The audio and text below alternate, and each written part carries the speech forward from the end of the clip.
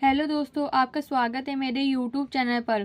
जैसा कि हम रीजनिंग के चैप्टर वाइज क्वेश्चन पढ़ रहे हैं अल्फ़ाबेटिक ऑर्डर।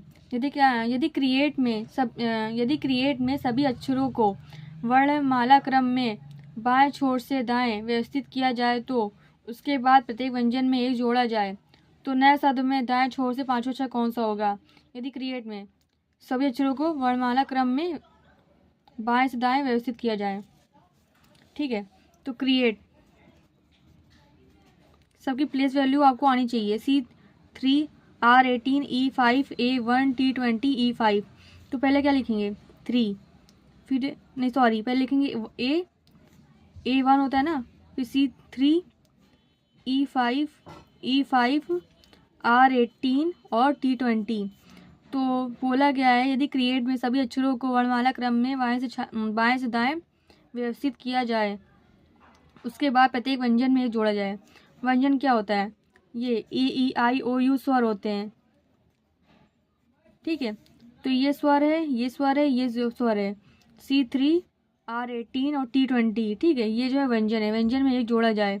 C3 की जगह D4, R18 की जगह S19, T20 की जगह U21। तो C3 D4, D लिखो यहाँ पे, D ADEESU।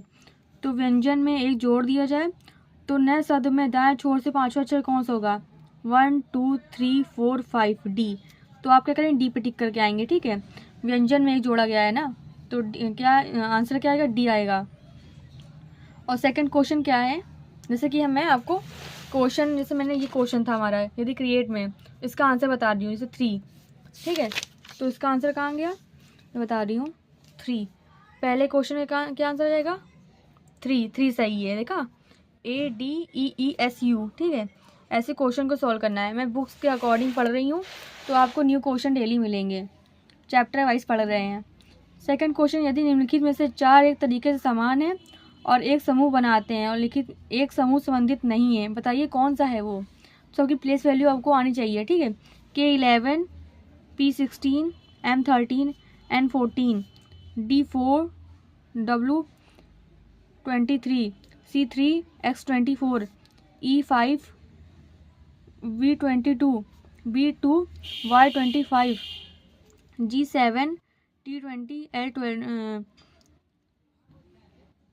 L12 O जो है 15 F6 V22 D4 और U21। देखिए क्या क्या अंतर है, इसमें 5 का अंतर है, इसमें 2 का अंतर है, ठीक है। लेकिन कानपुर GT ड्यू और इवनिंग, इसका अपोजिट आपको आना चाहिए फुल। यहाँ पे यह यू होना चाहिए, ना कि FV होना चाहिए। तो इसमें क्या निम्नलिखित में सब संबंधित है, लेकिन एक संबंधित कौन सा नहीं है, FVDU, यह आपस संबंधित नहीं है। जैसे कि मैं आपको बताना चाहूँगी कि ये जो है, ये कानपुर के का उल्टा क्या होता है, P होता है, G का उल्टा T होता है, D का उल्टा W होता है और F का उल्टा U होना चाहिए, फुल होना चाहिए। E का उल्टा V होता है, इवनिंग, ठीक है। लेकिन ये जो है ये इनकरेक्ट है। तो मैं आपको बता रही हूँ, जैसे क्या करेंगे, ABCD लिखते हैं, ABCDEFGHIJKLMN, M की जगह NOP, कानपुर।